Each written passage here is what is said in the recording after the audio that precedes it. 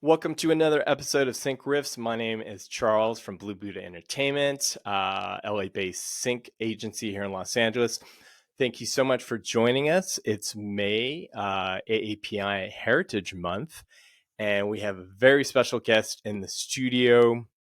Want to introduce a film media composer, Tangelene Bolton, who you would have known her from some of her work includes in hit shows like the Warrior Nun on Netflix and Comedy Central's Aquafina is Nora from Queens, and also the very cool Blumhouse horror flick that was called Unseen. And Tangelene is also a alumni of Berklee College of Music and also a 2020 Sundance Composer Fellow. So with that, welcome, Tangelene. So great to have you here, and thank you for joining us. Thank you so much for having me, Charles. It's a pleasure to be here and speak with you.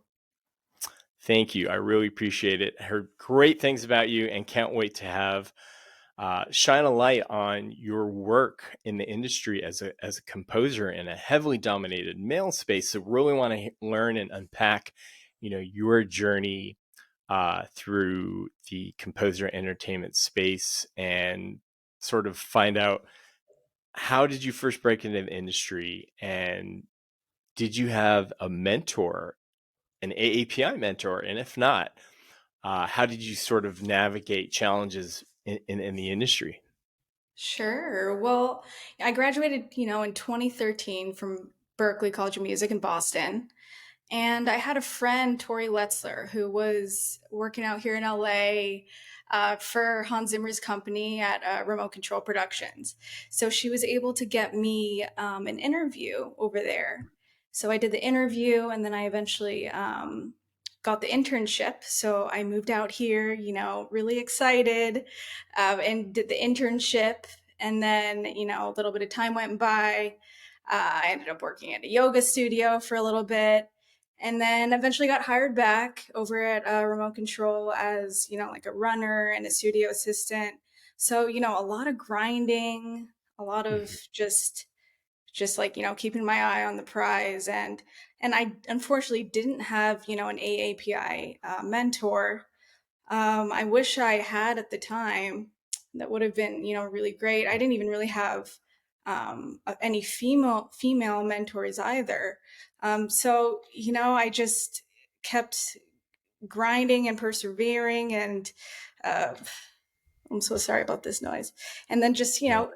kept on going basically, and eventually got to where I am now through a lot of hard work and just keeping my eye on that end goal. Yeah, yeah. No, it's a testimony to some of the work you've done and to thread that needle correct with especially the Bloomhouse production and then the Comedy Central. Uh, AAPI showrunners and director. Tell me about how that came about, and yeah, would love to hear. I'm so excited right now because I feel like we're there's finally some change that's starting to happen, and I'm starting to see it both from people in positions where they can kind of hire more AAPI composers, Mhm. musicians, artists, and bringing them into these spaces, as well as friends of mine. Yoko Okamura, who did Unseen for Blumhouse, is a friend of mine who I've been working with over the past few years on a bunch of her short films. So I'm so Ah, grateful to her that she was mhm, able to take me with her into these spaces, especially on a studio project, with Blumhouse, and mhm. for her to vouch for me and put my name in the forefront. And um, yeah, I'm just grateful that I have people around me who are pulling me up with them, and I hope to do that Mhm. too for the next generation. We got to just keep going. Yeah, no, that's so cool. And correct, from looking at the trailer and from that film, horror film, and wanted to spend a couple minutes because it's really fascinating. Me as a sync agent, where I think the crossover of both our jobs of what we do, the term of the sonic palette or the sonic brand. Um, Tell us about, in that world of that horror film, it was shot a lot of scenes in the woods, and tell us about what your approach to crafting the sonic palette for that horror film. Sure. Well, Yoko is such a fun and creative collaborator, and I just love working with her because we both have um, similar thoughts about how we like to approach different projects and the types of projects that we gravitate towards, and wanting to always explore, new territories and not get pigeonholed really in any specific genre. So we Mhm. wanted to be fun and creative, and I knew that I wanted to bring something different to the table for her, because when she originally pitched me some ideas for how she wanted the musical tone to be, she gave me some of her favorite metal bands of hers, friends, who were doing, like metal and um, punk rock. And she said, this is the space I'm in right now. Can you listen to some of these bands and see how you can kind of create a score with that in mind, using some of the instrumentation? Don't go full on like a metal song, but maybe we can use some of these instruments and Mhm. implement them into a score, to like an underscore. So I Ah. took things like my 8-string metal guitar, and then fast moving percussion, Mhm. and things of that sort. But I also wanted to find a way to kind of bridge our environment and the space that we're in the movie to the music, find a way to marry the Mm. two together. So I went out and used a device basically to capture electromagnetic frequencies of nature, of trees, of leaves, because our main character Emily is basically out in the woods for the majority of the film, running from Mhm. her abusive ex-boyfriend. So I wanted to capture these parts of our natural world and turn them into, gritty and electronic sounding pulses and pads, and shape that around our environment. That's so cool. Yeah, it sounds like, correct, that project, that film you worked on was before you did Warrior Nun, correct? Actually, you know what? They sort of coincided a little bit. It was kind of at the Oh, tail end of Warrior Nun. So okay.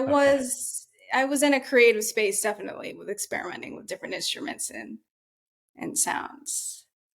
Yeah, it sounds like, cause same, and then dovetailing it to Warrior Nun, listening to some of your snippets that's on your website.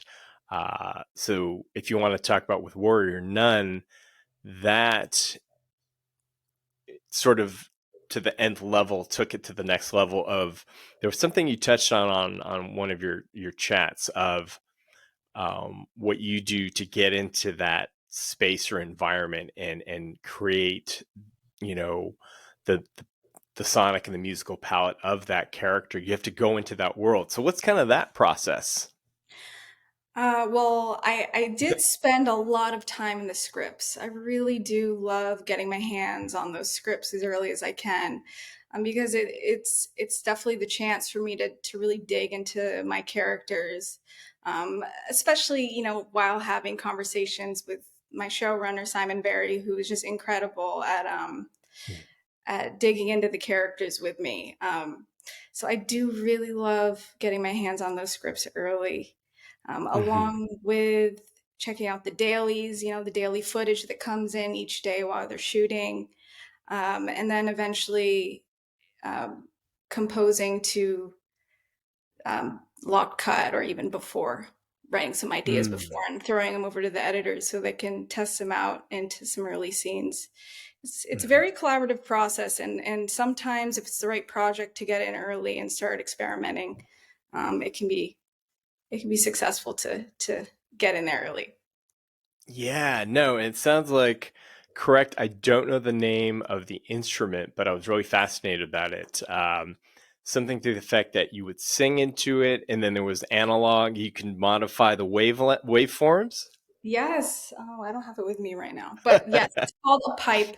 And it's like a vocal processing unit. Basically, I can sing through it and create different types of sounds. I tremolated it and made it sound really cool for this one character, Lilith, who goes through a pretty transformative experience throughout season 2 of Warrior Nun. So I wanted to make sure I could use a couple instruments that are reflective of the change that she goes through. Oh man, that's by chance. Did you attend this year's NAM show? I didn't go this year, but I do love going there. It's a lot of fun. I mean, sometimes it's a little too much fun because I want to just buy everything. No, exactly. With other guests, we were talking about the same thing where, you're like, oh, that's another, because I'm big into analog synths. Oh yeah, Um, they're the yeah, it best. can be right. But no, that's too cool. It sounds like, to spend a couple minutes because correct, some of your early mentors, in addition to Hans Zimmer's, if you want to name up, there's A-list composers that you learned from. Yes, the cool thing about getting my start over at Remote Control is that there were so many, oh, there still are, so many composers who have rooms over there and Mm. um, you, I had the chance to be able to do sit-ins with basically any composer I wanted over there. So it'd be fun to kind of get the chance to go sit in for an hour with different composers and see all of their very different workflows and all of Mm. their different ways of getting inspired and all of their different Mhm. processes for the technical aspects of film scoring and all of that knowledge was just it was priceless in terms of what I was able to take away when I eventually went out on my own. Mhm.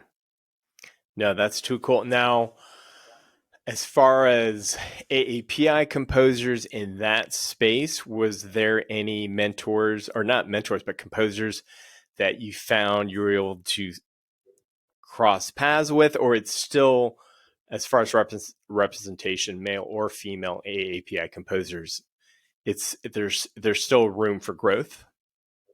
There's definitely still a lot of room for growth. I didn't have many. It's unfortunate. I didn't have many AAPI mentors.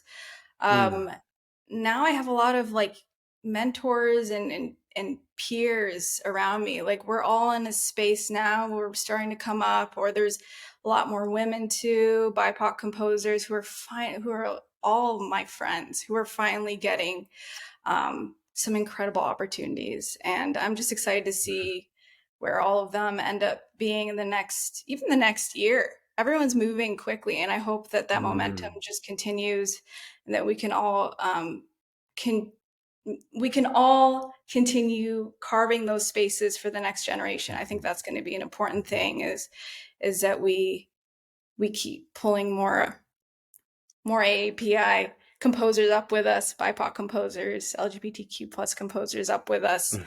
um, so that the momentum just keeps on going. Yes, 100%. To dovetail, we had a virtual panel, and Ruby Ibarra was who worked with the composing team for the Clean Lady on Fox, and similarly, she was threading the needle about representation in front of and behind the camera, and Mm, the main thing though is for authenticity of the storyline with respect to the AAPI community. So that was cool, and I think one of the things that came out of that is continuing to foster our community in mhm. collaboration. Because a lot of times, we'll see other folks at an event, but following up and trying to continue to work together is critical. So that said, what's on the horizon as far as now that you've done? So Comedy Central was television as well. How was so that was that your first comedy? I believe it was my first comedy. It's my first comedy, yes, as me at like as a composer. Yes, I've done comedy Okay. or like additional music in the past, um, which now I'm like that's so valuable that I was able to get that practice in because it's so different from like action and horror. It's completely different. Hmm. Yeah, and I mean the trailer for Aquafina is hilarious, and So fun. it's not. Yeah, so it's like you said, it's that complete contrast of your other world.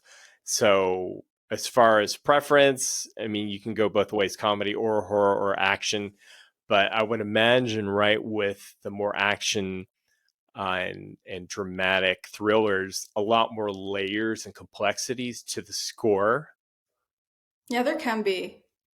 It's Mm. interesting because there are a lot of layers and complexities with horror action, but comedy can also be equally as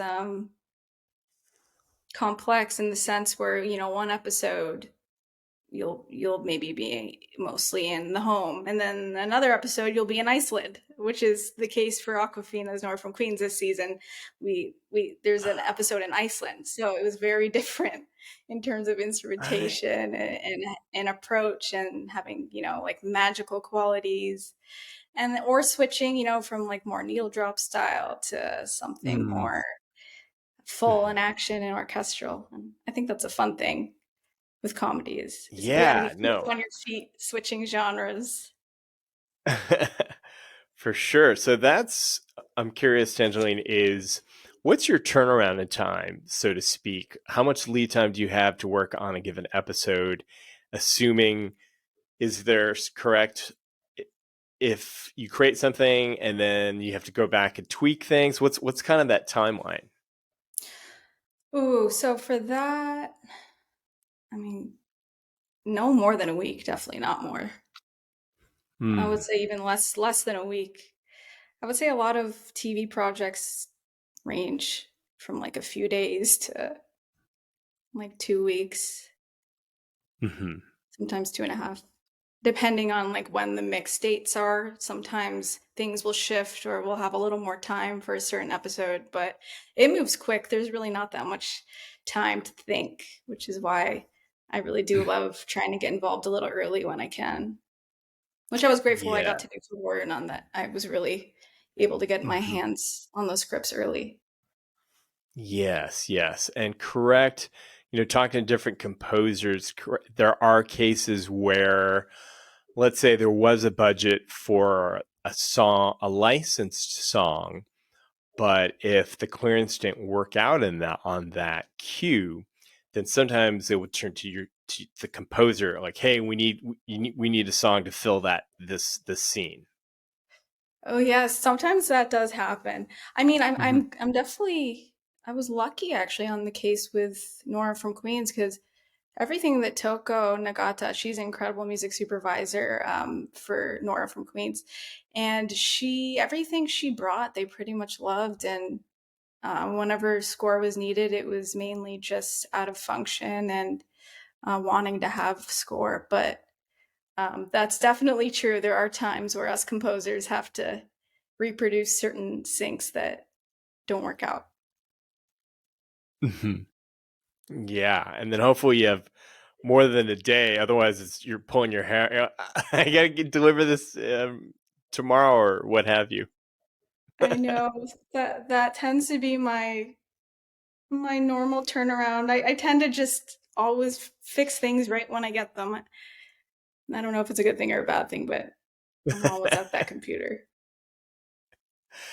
Yeah, sometimes that's where the best inspiration comes from when you're on a deadline, under pressure. Late at night, I do love writing late Hmm. at night because I don't have to Mm. deal with any emails. Hmm. Everything's quiet. Hmm. All the creativity hits my brain right. It's always right when 3 a.m. hits. I'm like, why does the creativity have to hit right now? I'm supposed to be going to bed. Right. Maybe that's all that solitude and silence, and your thoughts are clearer with the composition. True.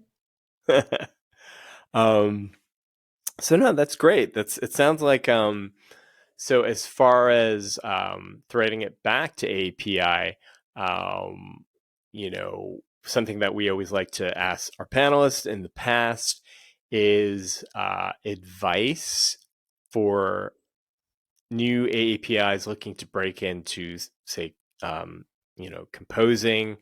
What would your one nugget be in navigating, the industry? Mm. Well, I would definitely say don't be afraid if you don't see people that look like you, or if you don't have a specific inspiration of someone out there. Don't be afraid to be that person. Don't be afraid to carve room for you in for yourself in these spaces. And don't be afraid to ask questions. Always be curious. Um, Mm-hmm. yeah, just don't be afraid to be that person that you're carving your own space for. No, that's great. That definitely echoes what I think Mindy Din from the Guild of Music Supervisors sort of brought up as well, is seeing the common path, whether it's an AAPI or not, but not being afraid, like you said, to answer those questions. And then to bookend it, Rudy Chung from Netflix had shared, is if you have that mentor mentee relationship, is to go all in, be available, and have it a real strong two-way dialogue and communication, because then both parties really benefit from that relationship. So yeah, and I was just curious, as far as Berklee goes and your experience with, tell us about, so a fellow with Sundance, what was entailed with that? Yeah, so I was a fellow in 2020, I believe, right when COVID hit. We all had to. Oh. It was the first time I was ever really on Zoom before. Was for this program. It was an animation, film, music, animation intensive for Sundance. So we were all kind of going through the ups and downs of COVID together, and having these like full day 8 hours on Zoom, and even longer when we worked with our Wow. prospective filmmakers. But it was a crazy time, and I was just grateful to be able to be creating and having like this back-to-back creative collaboration with the other filmmakers, and to be, have these mentors giving us advice, showing clips from their blockbuster films and dissecting it. It was an invaluable experience, and I was just grateful to be doing that right when COVID hit. Yeah, it sounds like it prepared everybody, because now with what's going on with the strike, talking with fellow colleagues, it's like sort of that we're back to that survival mode. I agree. And I just hope that we can figure this out sooner rather than later, and that my Hmm. writer friends, so that we can all get back to it. They can get back to um, writing the films and shows that we love and that inspire us, to feel like we're worth it in this world. So I just hope we can get this Yeah, all sorted and that they can get what they deserve. So it's going to keep putting the good thoughts out there for 100%. them. Yes, yes. No, it's time will tell, but fingers crossed. And I think, yeah, that's all we can do, because it's like being um, on the ship, and it's a huge ship to turn around, and hopefully positive outcomes will come. Um, so, what's sort of in store as far as if you're looking at film or TV projects? What really, I was just curious, Tangelene, is what checks off all the boxes? Do you tend to orient yourself towards past teams you've worked with, or a certain genre, or it just kind of depends on what's on your plate at that time? Sure. In terms of like certain projects that I gravitate towards the most, I would say, I used to think that, oh, because I did an action, supernatural type drama, thriller, that kind of genre, that I would continue doing those sort of things. But, then Mhm. I work on comedy and all these different types of genres. So I think I want to continue switching, turning the needle between all these different types of projects because it keeps me on my feet. I'm able to I'm able to learn certain things that I can apply to a completely different genre.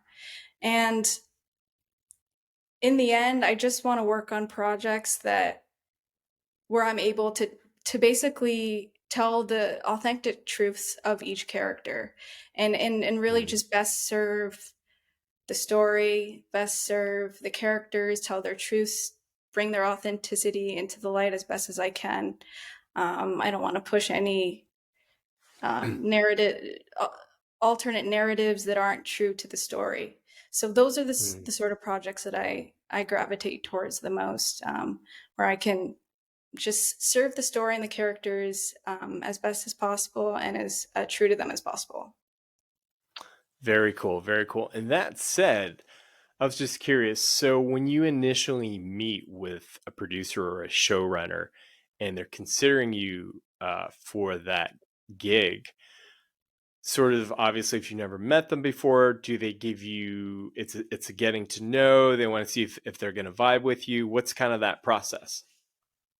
Sure. Well, that by that point, I either they all already either have my reel of maybe some pieces of music that apply Mhm. to the project, or maybe they had reached out to me, sent me a script, and maybe we're meeting to talk about the project. But either way, when we have that first initial meeting, it's definitely to see if we vibe all together, Mhm. if our personalities complement each other, or if we can just get to the same understanding of what's going to be best for the project. I think in the end, it doesn't really matter what type of personality you have, but if we both can kind of have that same um, combined understanding that we both want the best for this project and it's something that we both feel equally as passionate about bringing to life, and Mhm. collaborating through music and sound um,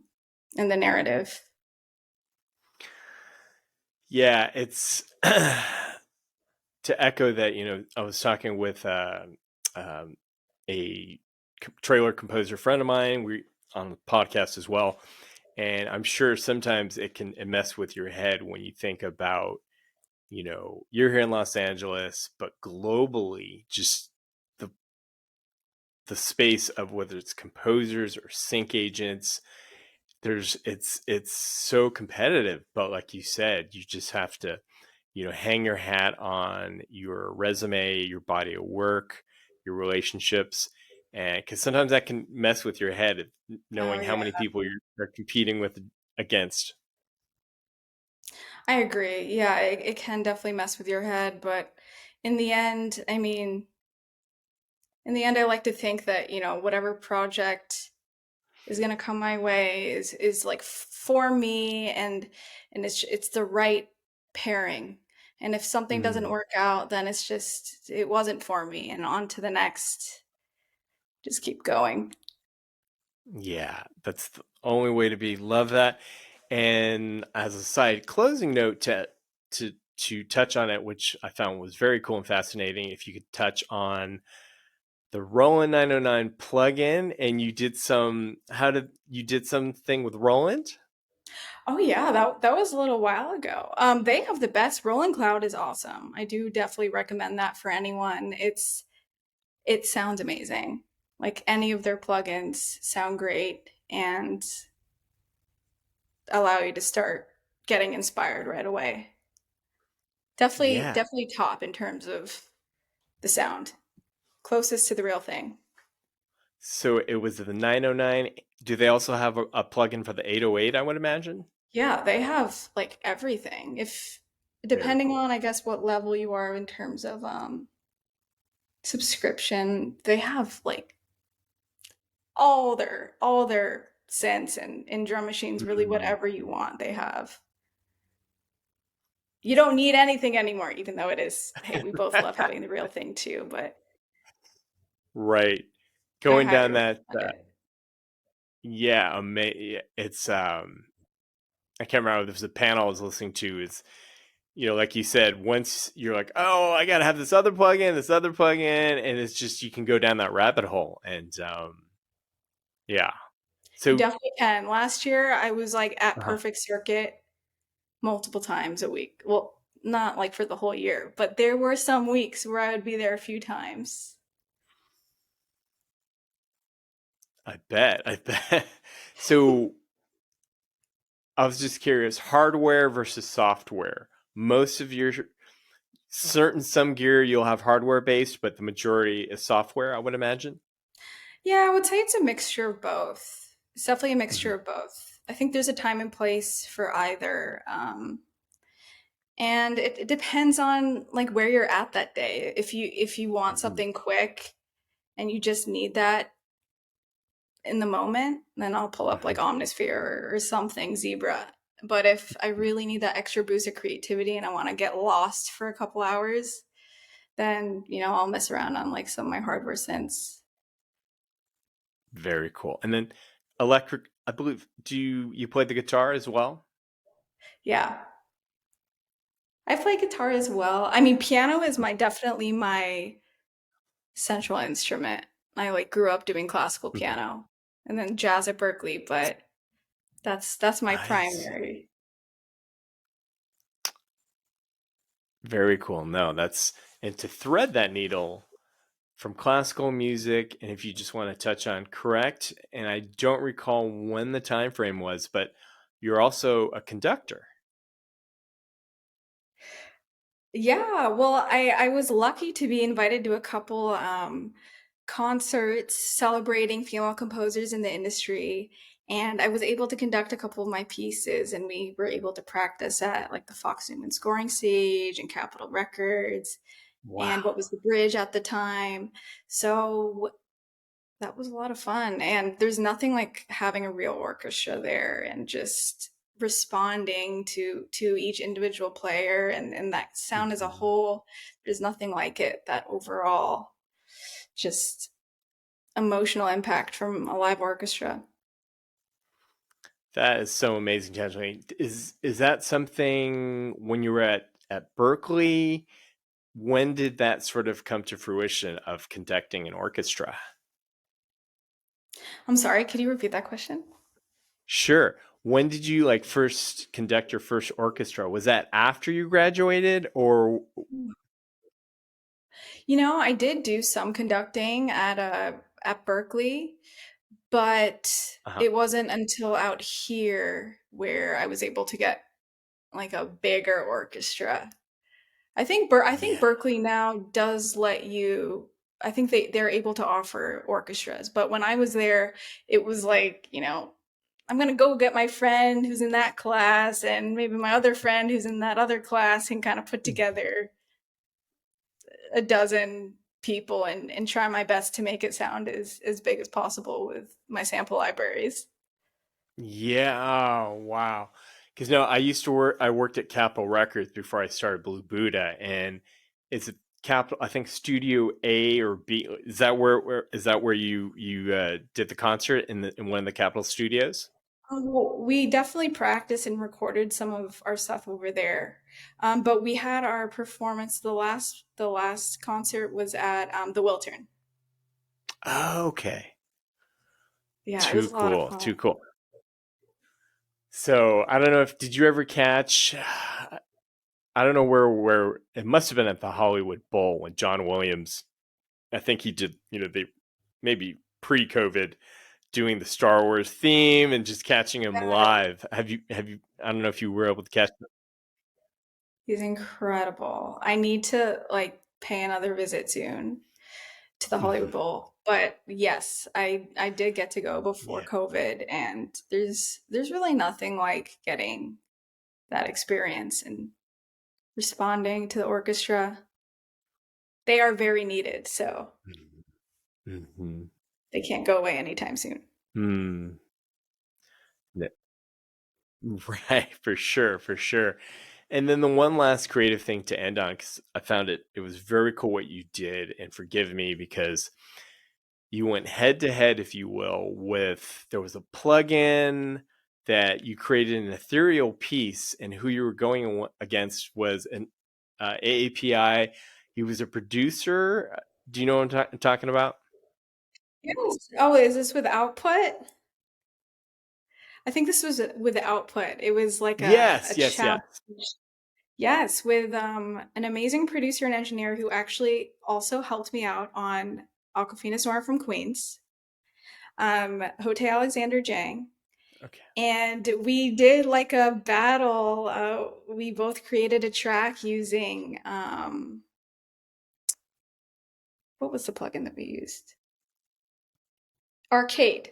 It slipped my mind. I don't know why it slipped my mind because I use it every single day and used it a lot on Nora from Queens. But basically, we used Arcade. We were both given the same patch, and we Mm-hmm. created very different tracks using it. And it was a lot of fun listening to what we both did and the different takes that we took on it. And I think that's a fun thing about working with other collaborators and Mm-hmm. musicians and artists and composers, because we all have very different takes and we all have very different upbringings, very different experiences that influence how Mm-hmm. we approach music. And it's just fun to listen to how we can flip different sounds. Yeah, both correct. You had about 30 minutes. What was the time frame on that? I think it was 30 minutes. It was definitely a short period of time, Mm-hmm. but Mm-hmm. I recommend to musicians out there, composers out there to do something fun, even if you're just doing it by yourself. Pull something up and maybe give yourself a little prompt, because you'll be surprised what you do in a short period of time, especially when you're under the pressure and you give yourself limited tools. It can be fun to see what you create.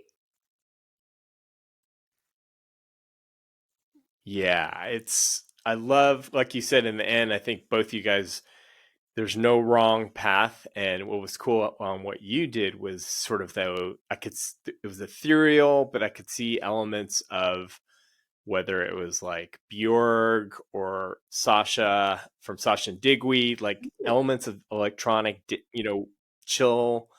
And it was very layered and textured. And then his route, I know, because I think he had produced or worked with some hip hop artists.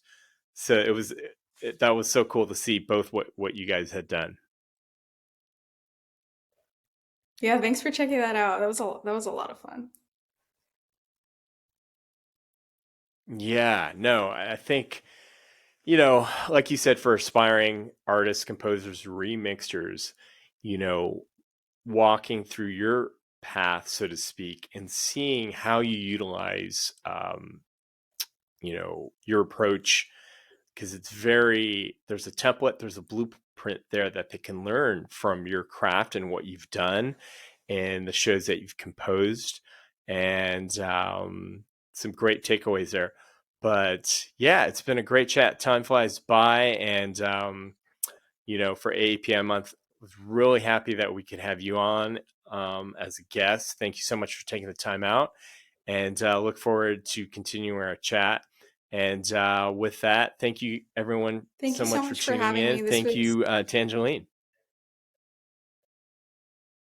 Thank you so much for having me. This has been like a lot of fun getting to dissect things with you and chat and to celebrate AAPI History Month. My pleasure. Thank you so much, Tangelene. Thank you, everybody. Smash that like button, subscribe, and we'll catch you on the other side. Namaste, and have a great week, guys. Thanks. Go.